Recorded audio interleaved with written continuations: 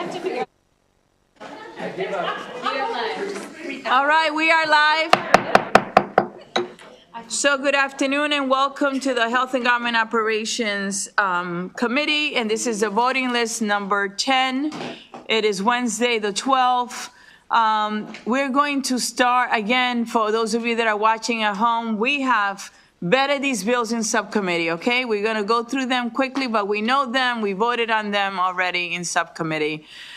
So we have 2 withdrawals for House Bill 1418 and 828. 3 withdrawals and 1495. It's been moved. Second. It's been second. Any questions or concerns? Seeing none, all those in favor say aye. Aye. Any opposition? Seeing none, the bills are withdrawn. Yesterday, we discussed House Bill 1314. So let's take that first since we already discussed it. Delegate Miller, healthcare prior authorizations prohibiting fees and use of artificial intelligence. It is favorable with amendment. It is Lisa and Collison. Lisa. And that is the last one on the second page. Last one on the second page, 1314 at the bottom. Lisa. There are amendments in your packet that strike the AI provisions in the bill, and as amended, the bill prohibits a healthcare provider from charging a fee to obtain a prior authorization from a health insurer, a nonprofit health service plan, a health maintenance organization, any other entity that provides health benefit plans subject to state regulation, or a Medicaid managed care organization. All right, we discussed this yesterday. There was a question, Delegate Collison. Thank you, Madam Chair. So this bill passed unanimously from the subcommittee. Yesterday, Delegate Hill raised the question of who it applies to generally, and it applies to in-network providers. So anyone who has a contract with a commercial carrier, there's a prohibition on charging any fees for services above and beyond what is in the contract. That is not true for an out-of-network provider who has told their patient, I do not accept insurance, these are my charges, and you'll need to pay me, and then you'll need to send this bill to your insurance carrier, and they will pay what they are going to pay. But there's no prohibition on what the out-of-network carrier can pay or can charge. So with that explanation, Delegate Hill. So my point is that that's the practice, and that's what they all know because it's the contract. If we codify it, I'm concerned that it will then apply to everyone, whether they're in network or not. And so I'm not sure that codifying something that their contracts already require is useful, and I think there may be unintended consequences. So since that's all the bill does, I think, another session to think about it. I'm not sure why we're rushing ahead based on a rumor. We don't even know how extensive or what the cases are. I'm very uncertain about why we want to codify something that we're not sure is a major practice. Well, I mean, we're responding to what we heard and thinking that it's important for people to know. And if it's codified in statute, people will know it. That if, in these contractual relationships, this charging is not appropriate. I'm going to ask Lisa, Madam Chair, if I can. And I don't have the bill in front of me, Lisa. Is there any reference to in-network or out-of-network in that bill? No, there's no reference to that, but it does say a healthcare provider may not charge a fee. So, I mean, if we had talked earlier about it being the patient who would, if it's an out-of-network provider, it would be the patient, right? The patient who's submitting it to their carrier. For them too, so suddenly they wouldn't be able to charge a fee, and I'm not sure why we would want them. They're not under contract with the provider. But this is only providing that the provider cannot charge the carrier. Can't charge. It doesn't care about the reason that they might be charged. It doesn't care if this is the third attempt to get authorization. It doesn't matter if they're in network or out. It doesn't matter if it's self-pay. It just says you can't do it. Sure. We will add a network provider. Would that satisfy you? I think that'd be fine. I would say yes. Okay, we will add a network provider. How's that?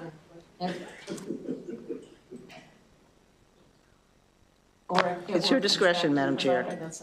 In-network provider, contracted provider, what's your preference? I don't have a preference. In-network or contracted in-network provider, whatever, in-network provider. So May let's not. add a network provider. Can you take care of that? All right, thank you. Roll call. All right. Okay, so we had moved it yesterday, right? But this will be a new amendment. So we have an amendment adding in-network provider. The amendment. Any question or discussion on the amendment? All those in favor say aye. Aye. Any opposition? Seeing none, now on the bill as amended. Move the bill as amended.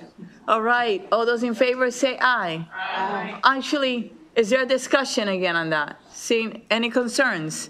Seeing none, Just to clarify, you're saying that you know for a fact, because you checked with someone other than the one person who was here for the hearing, that every contract that people sign requires that. So even if their contract doesn't require, MIA says if you're contracted, you can't, correct?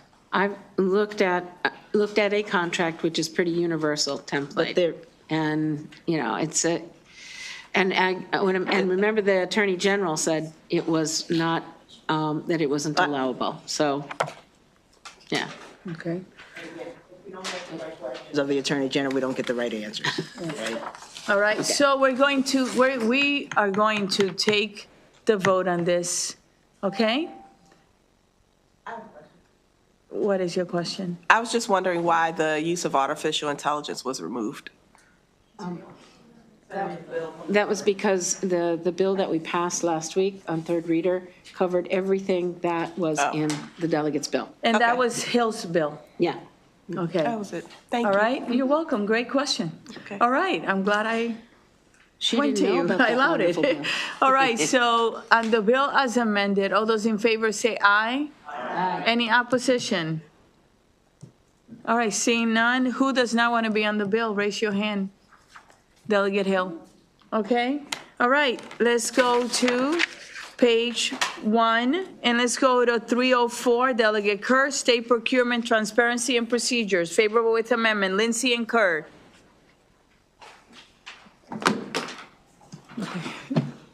As introduced, this bill makes changes to state procurement-related definitions, processes, and requirements affecting change orders and contract modifications, bid protests and contract claims, debriefings for unsuccessful offerers, and procurement ethics.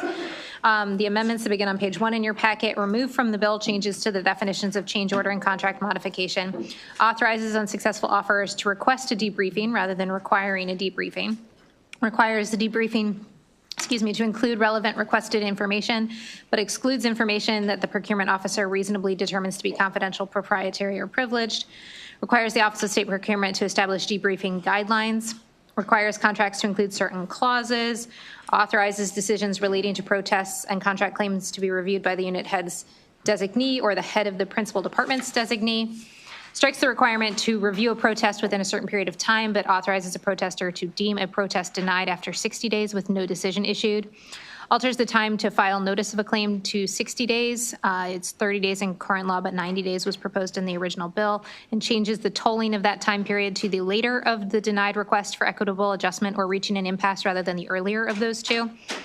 Limits recovery under a contract claim to certain expenses, and strikes language allowing the award of certain costs and specifying appeals from the appeals board decisions. Delegate Kerr. I have nothing to add beyond Lindsay's summary, so I'll move the amendments. The amendments have been moved in second. Is there any question or concerns on the amendments?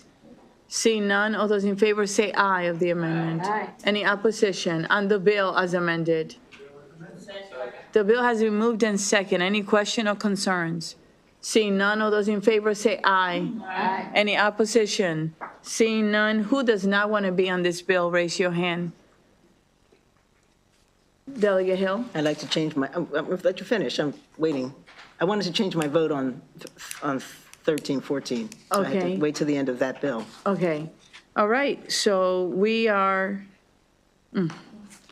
Where was I? Everybody. Who does not want to be on the bill? Raise your hand.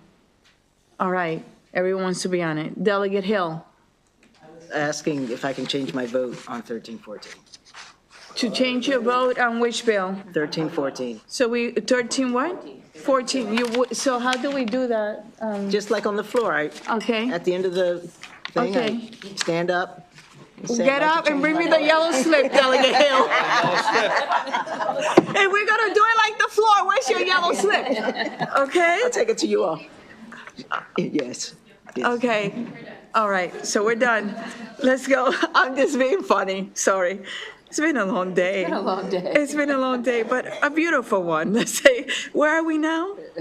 330. Okay, 386, Delegate Ruth, pesticide, PFAS, chemicals prohibition, favorable with amendment, Aaron and Bagnell. Aaron, There is a reprint on your packet beginning on page 17 that incorporates amendments that were adopted in the Public Health Subcommittee. The amendments define PFAS chemicals as to mean a class of fluorinated chemicals that contain at least one fully fluorinated carbon atom. And the definition appears on after line 10 with a lot of words that I can't pronounce. So it is the EPA definition. So I'm not even going to try it, but it is the EPA definition that is in this this bill. Beginning on I was line, gonna say something funny. Go ahead. Trying to be me pronouncing it. Couldn't even pronounce, what was the word yesterday? I couldn't do it. Legitimize or whatever. It's okay, go ahead. the Department of Agriculture is required to develop and maintain a list of each PFAS pesticide that is registered with the Secretary of Agriculture in accordance with the bill. On or before July 1st, 2032, the Department of Agriculture must post the list developed under this bill on its website and distribute the list to all certified applicators. Beginning June 1st, 2032, a person may not use a PFAS pesticide listed by the Department of Agriculture at a healthcare facility, a school, a daycare operation, for residential lawn care, or for commercial mosquito spraying operations. Before June 1st, 2032, the department must notify all certified applicators of the prohibition. They may not register a PFAS pesticide for sale in the state, and a person may not use a PFAS pesticide in the state. The Department of Agriculture, in consultation and agreement with the Maryland Department of Health, may prohibit additional PFAS chemicals based on new and emerging health impact data and evolution in the needs, uses, and availability of alternatives. Thank you. Delegate Bagnell? Thank you, Madam Chair. I will tell you this was a journey, and I have to give great thanks to Delegate Hill, Delegate Hutchinson, Delegate Warman, who all did yeoman's work. This was very, very heavily considered, and we know that the proponents of the bill are disappointed with the outcome, but this was an important compromise that does something. It is a start. It creates a glide path for us to recognize emerging science and for industry as they identify non-PFAS alternatives for the state of Maryland to be responsive. So with that, I would move the amendments. Second. It's been moved in second. If I can allow Delegate Hutchinson and Hill to tell us a little bit about that process, and Werman, if if you guys want to, this is the time. You know, in my 3 years here, this is probably the most effort I've put into a bill that wasn't one of my own bills, because I saw the importance of this and trying to get to a compromise, understanding there's always risk with a chemical that is toxic, that's going to, that's designed to kill pests and to kill weeds, and trying to protect, human population as well. We have to start somewhere. I don't think the original bill went way too far to try to eliminate everything immediately, and I think we have created a path to protect our agricultural community as well as the citizens of Maryland with the start of this program, this bill. Thank you. Thank you, and thank you for all your efforts. I really appreciate it.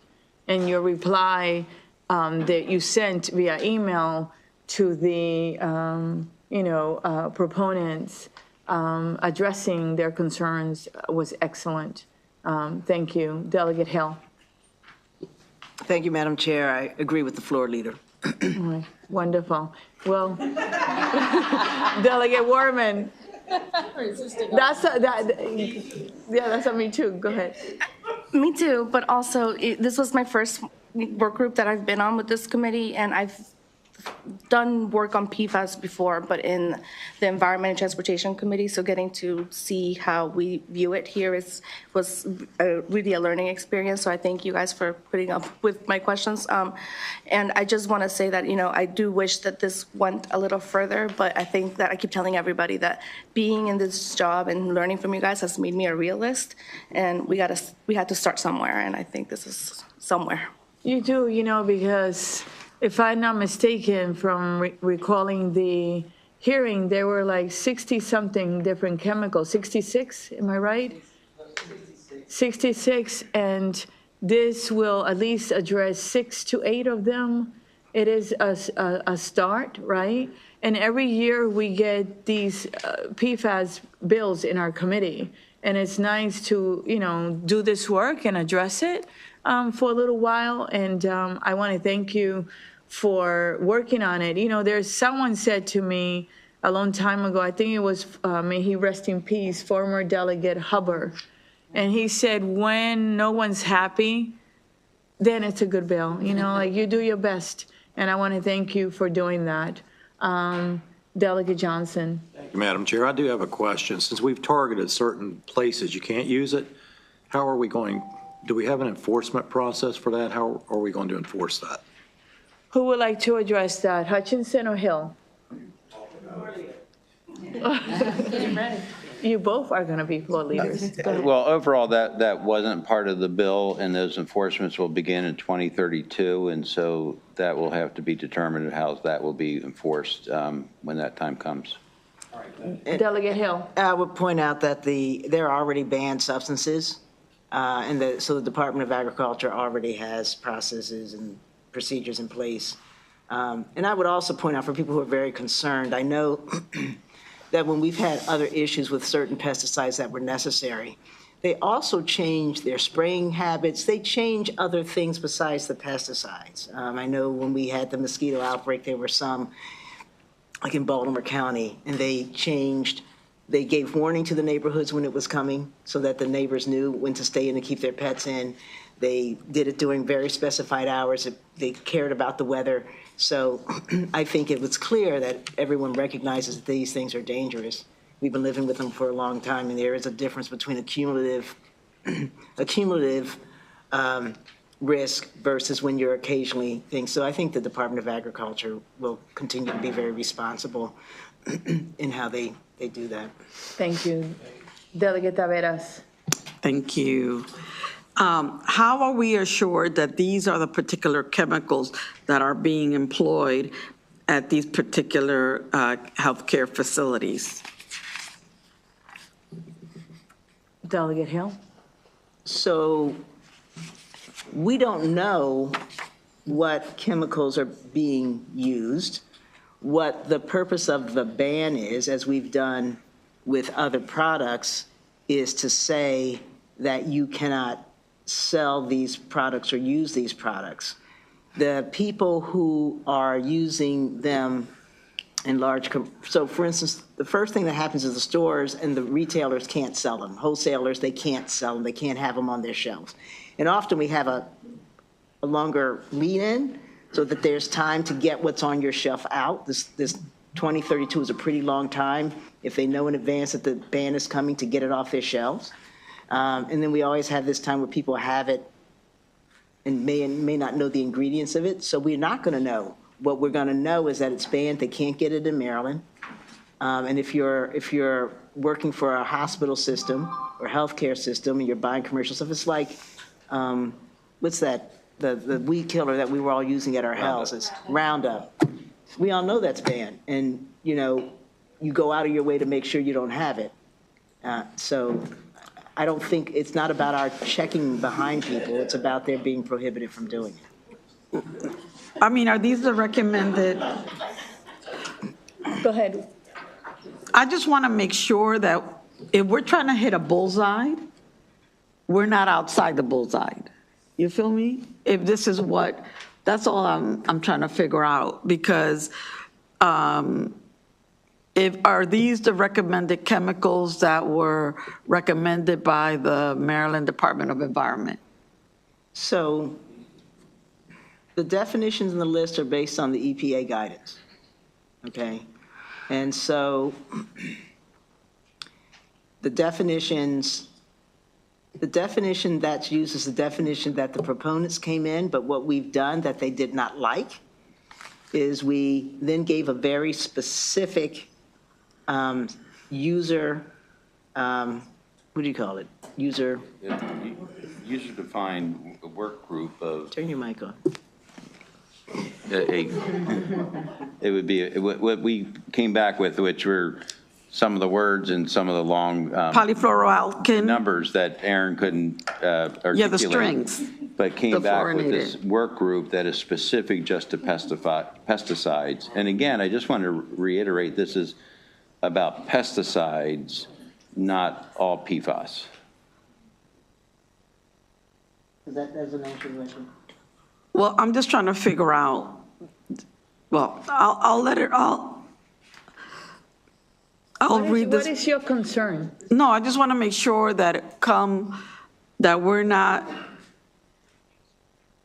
I just want to make sure that we're not hoodwinked. We've got 6 chemicals that we think can come out, plus the Secretary of Ag and the Secretary of Health. If they find that there are other chemicals that the science is suggesting are particularly dangerous, and we have no substitute for them and need them for the safety and health of our communities from an agricultural standpoint, from a pest standpoint, Okay. they can add to that list. It is not an exhaustive list. There are a lot of chemicals that are not on it. And we got to 2032. Yeah. So we're good. And the Department of Agriculture is supporting it. And as is the Department of Health. Yeah. And this is a compromise between the businesses, the farmers, and not all the environmental groups, but it's a compromise, right? Yeah. Yeah. All right. Any other discussion, Delegate Bagnall? Thank you, Madam Chair.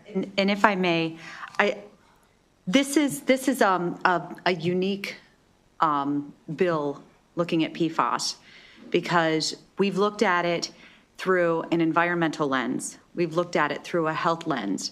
But this is where we're actually looking at a specific use, which is pesticides, which serve a specific purpose, which is also to protect the health and well-being of Marylanders, as well as one of our largest industries, which is agriculture.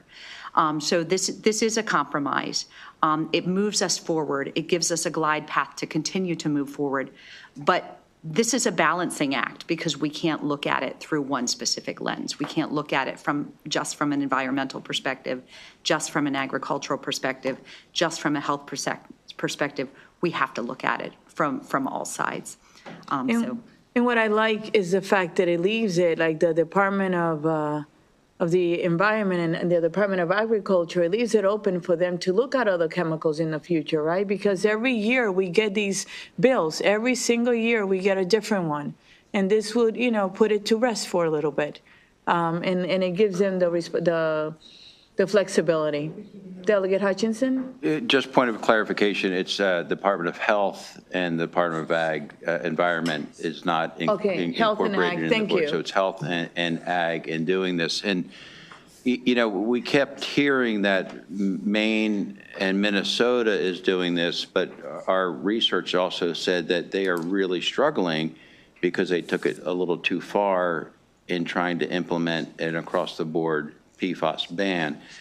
I like to look at this as, this is the state of Maryland leading the way in how to move forward on addressing this and getting the community involved to realize that we have to look long-term to address how we're going to, address the PFAS issue with our pesticides long-term. Thank you. Delegate Hill? Yeah, I also wanted to add that we've seen a lot of PFAS bills and we've passed them. But when you're talking about something like fireboard and carpets, those are solid objects. that you can identify where those objects are, and you can see them, and you can say we're not going to use it. This is different because we're actually talking about active ingredients that are inside other kinds of chemicals. And so I think early on we asked the opponents, could they give us a list of the PFASs that they absolutely could not do without? We tried to go that way. Just tell us which ones you can't do without because there's no substitute. They work so well.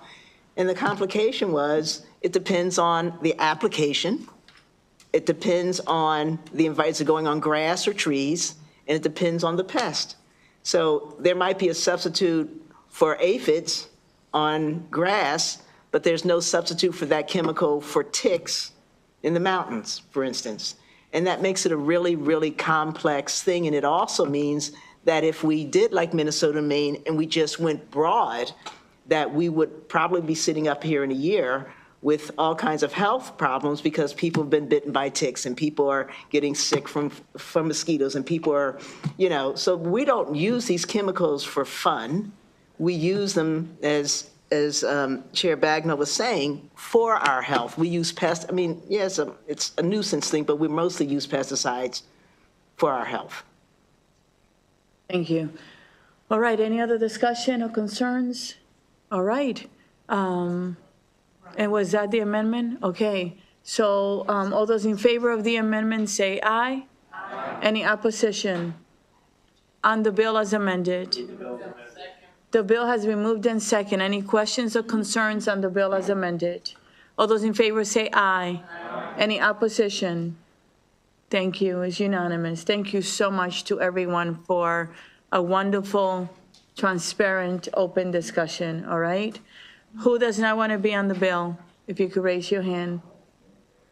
Okay. And yeah, okay. Delegate Morgan, Delegate Chisholm, and Delegate Riley, and Delegate Kipke. All right, thank you. All right, let's move on. Thank you everyone again for your work. Next we're gonna go on to, where were we?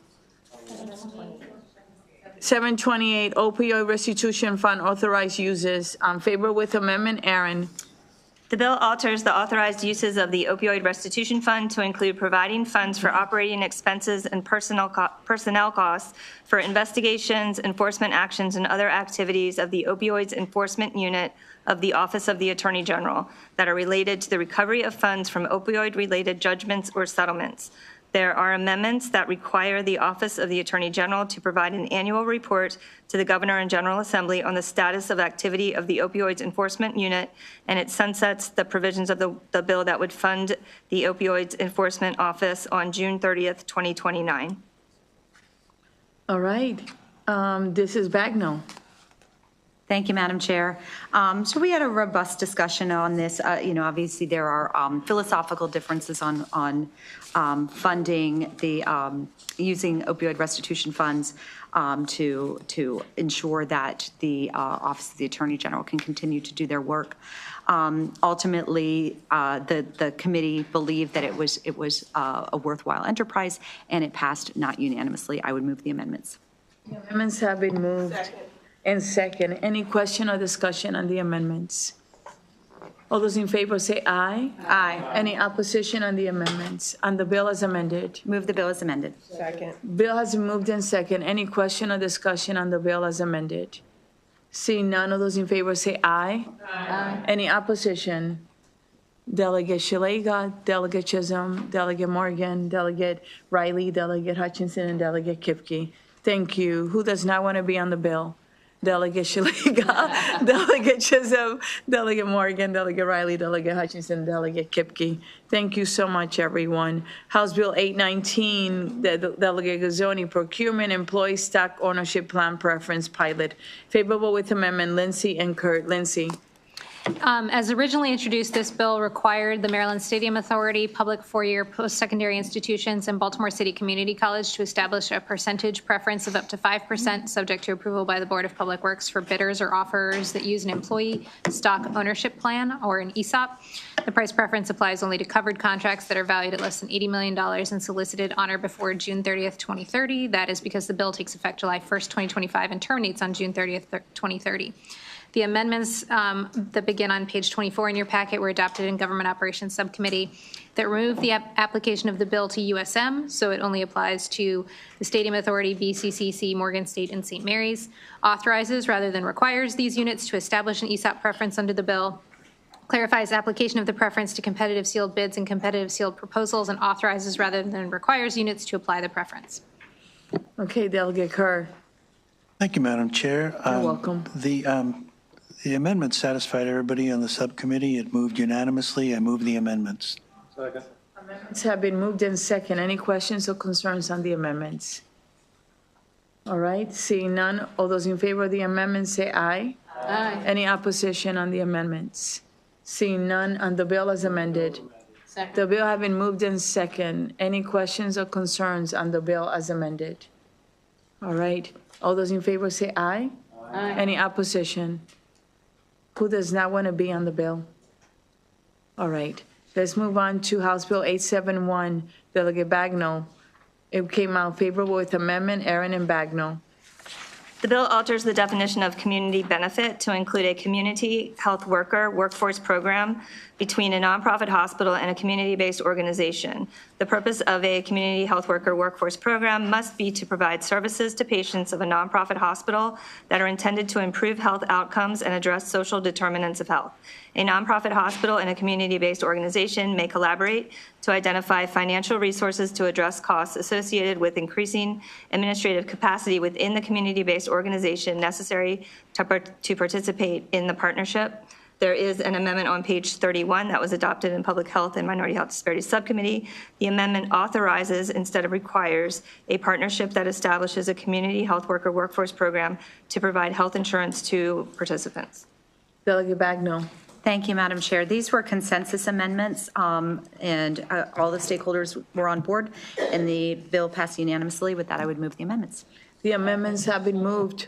It's been second. Any questions or concerns on the amendments? Seeing none, all those in favor say aye. Aye. Any opposition to the amendment? Seeing none, on the bill as amended. Second. Bill has been moved in second. Any questions or concerns? Seeing none, all those in favor say aye. Aye. Any opposition? Seeing none, who does not want to be on the bill? All right, let's move on, please, to the second page, and that is House Bill 1027. It came out favorable with amendment, Lindsay and Kerr. Lindsay. As originally introduced, this bill established the work group to study the implementation of a statewide 311 non-emergency telephone system staffed by MDEM. The amendments that begin on page 32 of your packet make the work group a work group to study the implementation of an expanded 311 non-emergency system, no telephone. It alters the scope of the work group to exploring an expanded rather than statewide non-emergency system and does not limit it to a telephone system, makes the Secretary of DO-IT rather than the Secretary of MDEM the chair of the work group, and requires DO-IT with assistance from DLS rather than MDEM to staff the work group. Okay, Delegate Kerr. Madam Chair, with the fiscal note resolved, the subcommittee was good with the bill. It moved unanimously. I move the amendments. The amendments have been moved in second. Any questions or concerns? Seeing none, all those in favor say aye. Aye. Any opposition? Seeing none, on the bill as amended? Bill has been moved in second. Questions, concerns? Seeing none, all those in favor say aye. Aye. Any opposition? All right. Who does not want to be on the bill? All right, let's move on to House Bill 1053, favorable with amendment. Aaron and Bagnall. Aaron. The bill clarifies that a parent of a recipient of self-directed services must have the option to provide specified services for the recipient if the recipient or an individual authorized to make care decisions on behalf of the recipient chooses the parent to provide the services, and the recipient also hires a support broker. There is an amendment that provides that if a parent, family member, or legal guardian is provided services, that the services must be authorized to be provided by the parent, family member, or legal guardian by a DDA waiver approved by the Centers for Medicare and Medicaid Services. Okay, Delegate Bagnall. Thank you, Madam Chair. This is clarifying in nature. We had a discussion about the fact that this should actually streamline the process for folks because it won't leave them subject to interpretation. Hopefully, they won't have appeals and denials process. And with that, it moved unanimously. I would move the amendments. The amendments have been moved in second. Any questions or concerns on the amendments? Seeing none, all those in favor say aye. Aye. Any opposition? Seeing none on the bill as amended? Bill has been moved in second as amended. Any questions or concerns? Seeing none, all those in favor say aye. Aye. Any opposition? Who does not want to be on the bill? All right, let's move on to 1066. It is favorable with amendment. Aaron and Bagno. Aaron. As amended, House Bill 1066 requires the Commission on Behavioral Health Care Treatment and Access to establish an additional work group on improvement of health, social, and economic outcomes related to substance use. The work group must evaluate and review specified issues and make recommendations on changes to state laws, policies, and practices needed to mitigate the harms related to the criminalization of substance use with the goal of improving the public health and safety of residents of the state. There is an amendment that strikes the addition of members to the commission, and it adds to the charge of the work group to study and make recommendations related to discharge procedures from substance use programs. Okay, Bagno. Thank you, Madam Chair. So this was actually a combination of two bills. You may recall we had the Behavioral Health Commission. This adds a work group specifically looking at continuity of care and the entire system of care for substance use disorder for our recovery community through prevention. But it also folds in Delegate Howard's bill on a treatment plan. Last year, we amended that bill to be a study. We have the report, so this would charge that work group with evaluating that report and making recommendations on the treatment plan. It did not pass unanimously, and with that, I would move the amendments. Second. All right, the amendments have been moved in second. Any questions or concerns on the amendments? Seeing none, all those in favor of the amendment say aye. Aye. Any opposition on the amendment? Seeing none, on the bill as amended? Second. Bill has been moved in second. Any questions or concerns on the bill as amended? Seeing none, all those in favor say aye. Aye. Any opposition? Delegate Shalega, Delegate Chisholm, Delegate Morgan, Delegate Riley, and that's it. Okay? Thank you. So House Bill 1083. Oh, co-sponsor. Who doesn't want to be on the bill? Delegate Shalega, Delegate Chisholm, Delegate Morgan, Delegate Riley. All right. Let's move on. Thank you so much, everyone, to House Bill 1083. And that is favorable with amendment Aaron and Bagno. Aaron. There's a reprint of this bill on page 37 of your packet that incorporates amendments that were adopted in Public Health and Minority Health Disparities Subcommittee. The bill requires the Behavioral Health Advisory Council and the Commission on Behavioral Health Care Treatment and Access through its work group on youth behavioral health, individuals with developmental disabilities, and individuals with complex behavioral health needs to provide recommendations to implement the recommendations in the Centers for Medicare and Medicaid Services State Health Official Letter number 24-005, best practices for adhering to early and periodic screening, diagnostic, and treatment requirements for children. The amendments also require that in performing their duties, the council and commission, through the work group, must consult with behavioral health professionals who work with children and families, early childhood mental health specialists, clinicians who work with children and families, children with behavioral health issues, behavioral health advocates, parents and caregivers with experience navigating the behavioral health system on behalf of children, and other interested stakeholders. On or before January 1st, 2026, the Maryland Department of Health must submit a report of its findings and recommendations to the General Assembly. Bagno. Thank you, Madam Chair. So this, unlike the previous bill that created a work group, this adds to the charge of the existing work group. The sponsor worked with the department to align it with the work group. So I believe that addressed any outstanding fiscal impact. And with that, it passed unanimously. I would move the amendments. Second. All right, the amendments have been moved in second. Any questions or concerns on the amendments? Seeing none, all those in favor say aye. Aye. Oh, I'm sorry. I apologize. Okay. Okay, all those in favor say aye. Aye. Any opposition to the amendments? All right, on the bill as amended? Second. The bill has been moved in second. Any questions or concerns? Delegate Shalega. Thank you. You're welcome. Okay, that was pretty quick. Can you tell me again, this is not, it's just now a work group that already exists? Or So this is an existing work group on the Behavioral Health Commission. This adds to the charge of the work group, and by aligning it with the existing work group, it removed the fiscal note. It what? It removed the fiscal note. All right, so the work group is going to look at screening kids, early childhood screenings. Screenings, diagnosis, and treatment requirements. And this is a work group that's already specifically looking at our adolescent population. So this adds this to the existing charge of the work group. All right, thank you. So we're adding some new responsibilities for them to look at. And it's already in existence. Okay. All right. Any other questions? All right. All those in favor say aye. Aye. Any opposition? Seeing none. Is this favor with amendment? Yeah, who does not want to be on the bill? Delegate Shalega, Delegate Chisholm, Delegate Morgan, Delegate Riley, Delegate Hutchinson, and Delegate Kipke. Thank you. Let's move on to the next bill, please. House Bill 1142, favor with amendment, Aaron and Bagnell. The bill codifies the federally required Maryland Interested Parties Advisory Group in the Maryland Department of Health. There are amendments in your packet on page 39 that provide that the primary purpose of the advisory group is to advise and consult on Medicaid rate sufficiency, ensuring adequate access to applicable service categories.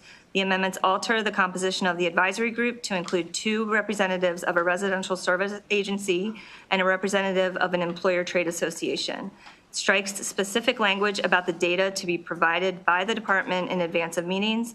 It strikes the requirement for the department to develop a public education campaign, and strikes specific requirements related to the annual report. Delegate Bagnell. Thank you, Madam Chair. So during the discussion, Dana Kaufman, representing the RSAs, brought up a concern that she had at the bill hearing. We misunderstood. She said she wanted 5 members from the provider community. We thought that she wanted 3 additional members. So we had already identified the 2 existing members as RSA and no, sorry, I didn't have it in front of me. But thank you. Trade Association. There was a motion to add an additional RSA at the recommendation of Dana Kaufman. We did adopt that. So they now have 3 on that stakeholders group. And with that, it passed unanimously. I would move the amendments. Second. The amendments have been moved in second. Any questions or concerns? Seeing none of those in favor say aye. Aye. Any opposition? Seeing none on the amendments, on the bill as amended. Move the bill. The bill has been moved in second. Any questions or concerns on the bill as amended? Seeing none, all those in favor say aye. Aye. Any opposition? Seeing none, who does not want to be on the bill? All right, let's move on to House Bill 1143. It came out favorable with amendment. Aaron and Bagnell. Aaron. The bill establishes the Maryland Collaborative to improve children's oral health through school-based programs to be staffed by the Maryland Department of Health. There are amendments in your packet that were adopted in Public Health and Minority Health Disparities Subcommittee that strike the authorization for a licensed dental hygienist to practice under the general supervision of a licensed dentist in a school or school-based health center. It requires the collaborative to study and make recommendations analyzing the impact of clarifying the law governing the practice of dental hygienists in school settings to reduce confusion among practitioners and school-based programs. And the amendments add 1 representative of the Maryland Dental Society and 1 representative of the State Board of Dental Examiners to the collaborative. Okay, Delegate Bagnell. Thank you, Madam Chair. This bill, we already have the ability to do this, but we want to do it better. And there's not clarity in the law because of the way dental hygienists operate within a dental clinic. So we thought that it made sense for the collaborative to be responsible for that. These were consensus amendments, and the bill passed unanimously. With that, I would move the amendments. Second. All right. Any questions or concerns on the amendments? Seeing none, all those in favor say, actually, you moved it, and you had a second. All those in favor say aye. Aye. Is someone tired? Any opposition? Seeing none on the bill as amended.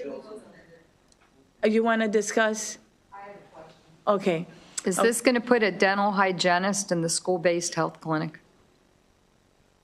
Delegate Are Are you going to Bagno. start doing dental services in the school now?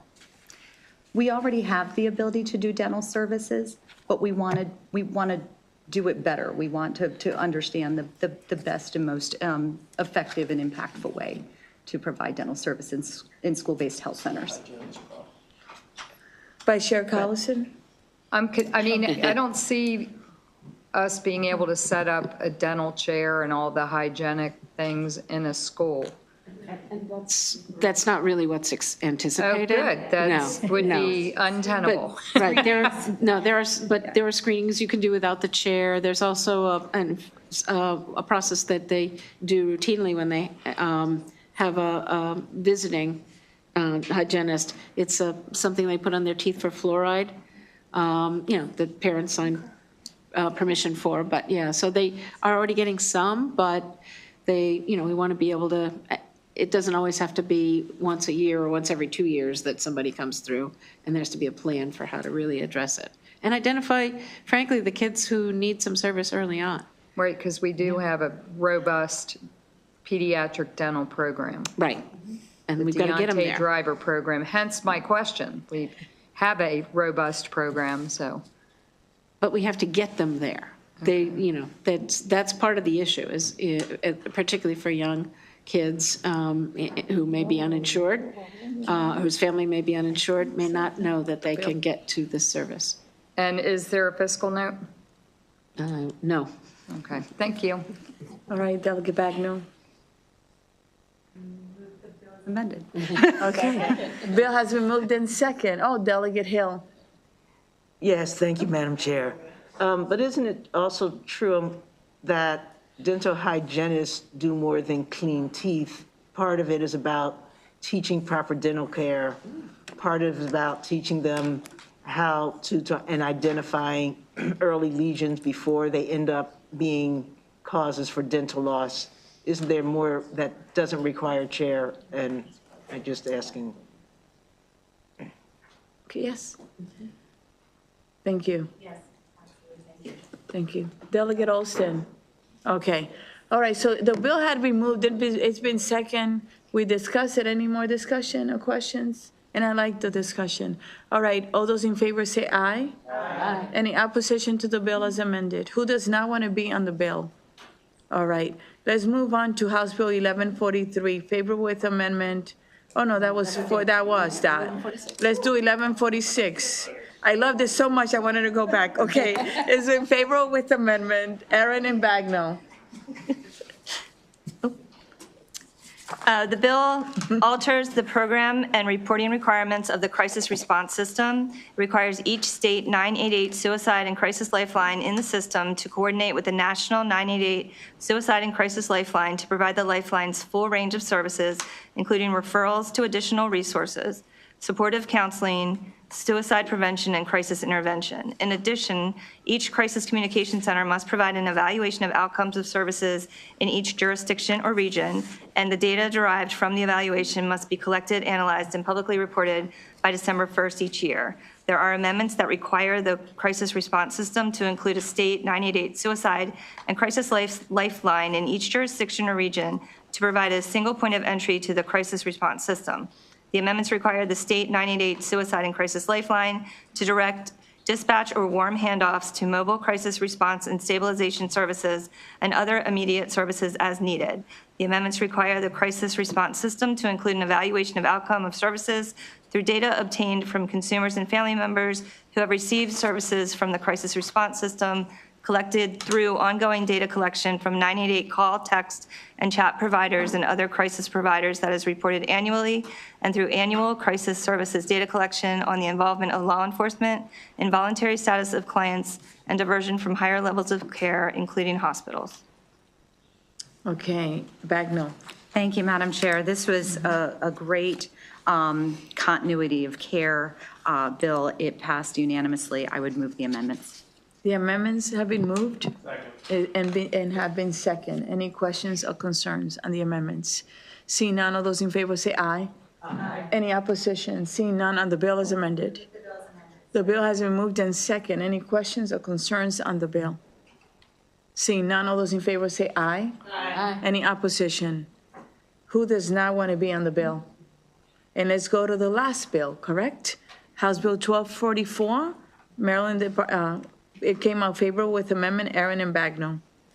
The bill codifies the Maryland Developmental Disabilities Administration Waiver Advisory Council in DDA to advise and provide recommendations to the administration on system design, service delivery, and quality enhancement standards for the Medicaid waiver programs that are operated by the administration.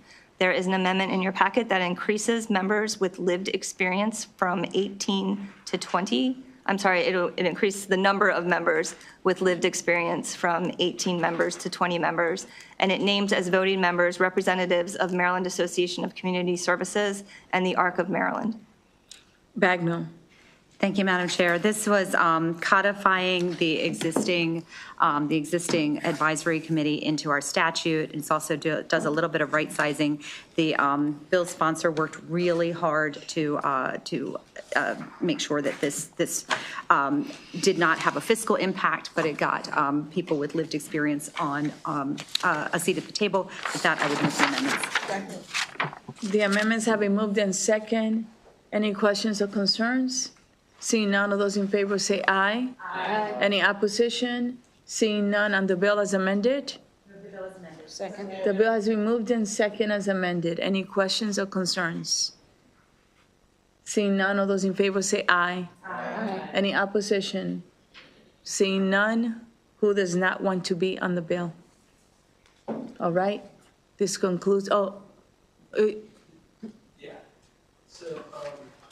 It's little yellow slips where you change your vote. yes. We need. I need a. I don't want to change my vote. I do want to co-sponsor myself from Okay. a bill if I could Sure, possibly we could do that. it. We could do it. Which one do you not want to be a co-sponsor? It's HB Hold on one second. 1143. Michelle, tell us when you're ready. Who is it? All right, which one is it? HB 1143. Correct. Okay. I want to co-sponsor 1143. Okay. That's just all the R's to make it easy on Aaron. All right, Yes, so there all you the go. R's do not want to be, all the R's do not want to be on 1143. We're voting for it, we just don't want to co-sponsor. All right, we'll give it a nice fluorescent yellow color.